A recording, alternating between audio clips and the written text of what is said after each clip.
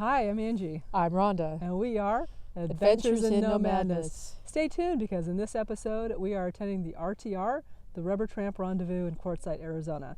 So we're going to show you how we're going to stay comfortable in our tent for 10 days. Or not.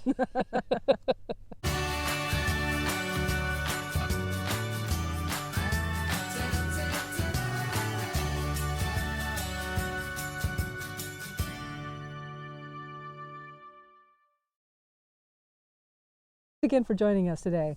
We're on BLM, which is Bureau of Land Management property in Arizona in Quartzite.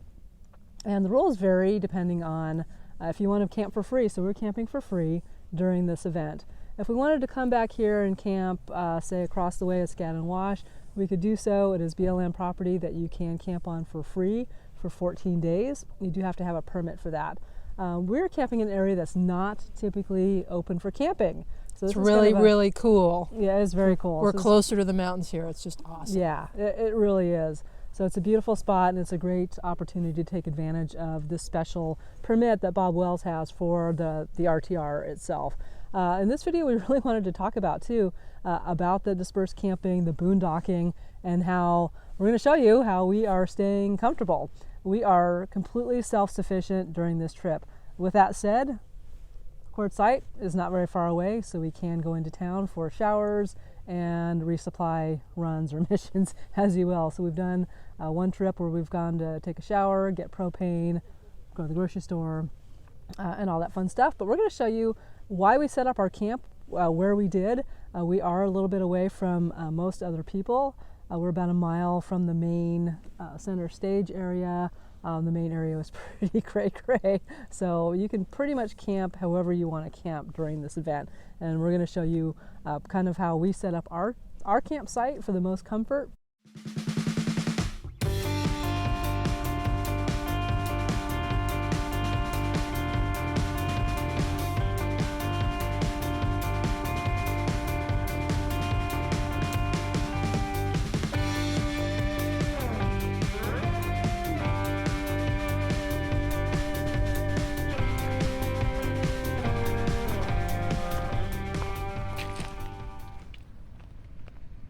What are you doing in here?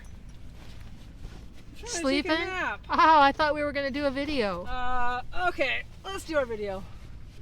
So this is a pretty good sized tent. I actually got it from my dad, and this will be our last hurrah with it. We've got a guy that wants it.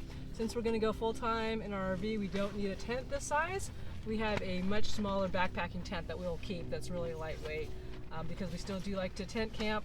Although we're finding after 5 nights so far that our bodies are our backs aren't quite liking the sleeping on the ground stuff, but we still like to do it anyway. It's been well worth it. So to fix up this tent for the 10 to 12 days that we're going to be camping here, we wanted to make it as comfy as possible because we are backpackers. We're pretty well geared up for that. We do have these wonderful 20-degree bags. It's been down 30s and 40s at night, so these have been keeping us pretty toasty during that time frame. Because of the stretch of camping we'd have, and we wanted to be as comfortable as possible, so we do have our backpacking pads here, and then we did have some extra egg crate pads too, so we doubled those up. Keeps us pretty warm too and insulated. And we also have a down comforter, which we've also used when we did some camping at some KOA cabins on the way down here. So it's definitely been a dual purpose. Because we are car camping, you gotta have some comfort. So we got our pillows, and we do have a dog blankets in between.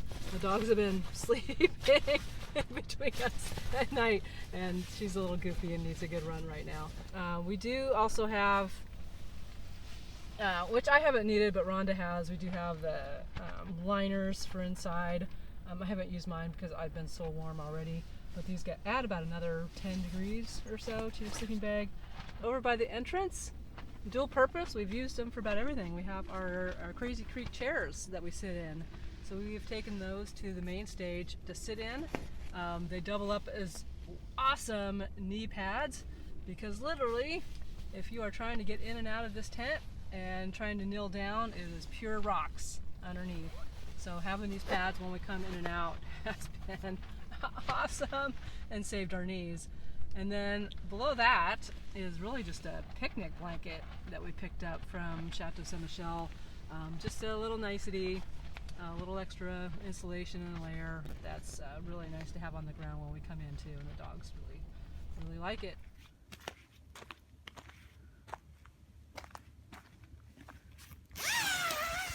Hey, how about some privacy? Yeah, whatever. Not really. We're here to tell you about our restroom facilities. I think a lot of people always wonder about that, especially if you're tent camping and there's a lot of people around here. Does everybody walk down to the Santa cans? Well, here at the RTR they have about 20 of them. How far away are they? But they are a mile, so I know if I have to go, I am not hiking a mile. So most people that aren't self-contained are going to have some type of pop-up. In our setup, I believe we demonstrated how quickly this tent pops up, and then we added stability in case there's wind. And then on the bottom we have a tarp. It's more for just kind of easier for us to see what's going on in there, creepy crawlers, etc. On this particular setup we don't have that issue, but in a lot of other sites it's nice to be able to actually differentiate rocks and stuff from creepy crawlers when you go in here. So what we have in here is 2 bathrooms actually. We have what's called a cassette toilet, which is this one here. We're peeing in this. This for 2 people lasts a couple days and then we need to dump it. And then we're pooping in this, and we're taking care of this about every day. And the way that works is you have a bag. You can either make something yourself, or you can use these that are basically provided. So the way these work, if you can look on here, there's a baggie that's a double Ziploc that the overall bag rolls up and closes in there. You double zip it and you throw it away like garbage. So what you see, and I'm not going to open this right now, but what you see is the plastic goes out here. This is just a 5-gallon, it can be a paint bucket or anything you've got, and then you've got this part that you buy that snaps on. So that does not smell, even though it's being used. It seals really nicely. We have our garbage can that all of our toilet paper goes in. This particular site, we're just having 1 garbage can, so we're just using a common garbage can for all of our garbage. And then we've got extra toilet paper, and we use a treatment solution in the cassette toilet to keep the smell down. We also use this to clean. Like if we can't take a shower that day, or we just got dirty and we can't get a shower, we have these big body wipes. Take one of these out. They're a good size. I think we ordered from Amazon a package. I don't remember how many of these we got, but you can use these to clean up if you can't get to the shower on any particular day, and this works really well for that. If you want to do a wet shower in this tent, you can do it as well. We're just not doing that here because we don't have a lot of water on us. So with that, that's really it. There's not a lot to it, but I think for people that haven't done it before, they always have a big question about where and how are you taking care of business? We wanted to show you our fabulous kitchen that we've set up here. How we set this up so that we have some extra space is that we have this lovely countertop right here that's called our tailgate. So when we're being minimalistic or trying to set up our campsite, we try to make sure that everything has 2 purposes. And so our tailgate is a tailgate, and it's also a countertop. Score. So this is really great because we have set it up next to our table that we have. We have our camp stove here. So we do a lot of our cooking with our pot right here. And then we have in this box right here all of our dry goods. So we keep this in this nice container, and then we also keep it in the truck, so it's kind of a double layer against any critters that might try and get in it. They still probably could, I guess, but it's pretty well sealed up there. And then moving over here, we've got our little propane tank that we have for the stove. I hate using those, the not refillable, that just throw away, the 1 pound green Coleman fuel things. So we got this so that we could just keep refilling it as we go. And then in this box here, we have a lot of our dry stuff. So just our paper plates, cooking goods that we can just leave out all the time. We left this out in the rain and nothing got wet in here at all. Because yes, it actually rains in the Arizona desert, unfortunately. We didn't get enough of that in Washington. And then moving around to this side, we've got kind of the stuff that we use all the time. So we've got a 5-gallon bucket, 5-gallon thing of water that we use for just, dog water, washing dishes, and then we have our drinking water right here. So we brought about 6 gallons of drinking water with us. We're on our 4th gallon. And then the stuff that we use all the time we have out on the table are handy dandy wine cups that we got at a play in Seattle. They're our wine sippy cups, which for bugophobes like Rhonda, they hate getting bugs in their wine. They have these wonderful little movable containers at the top, so they actually make wine sippy cups. These we got at the 5th Avenue Theater in downtown Seattle.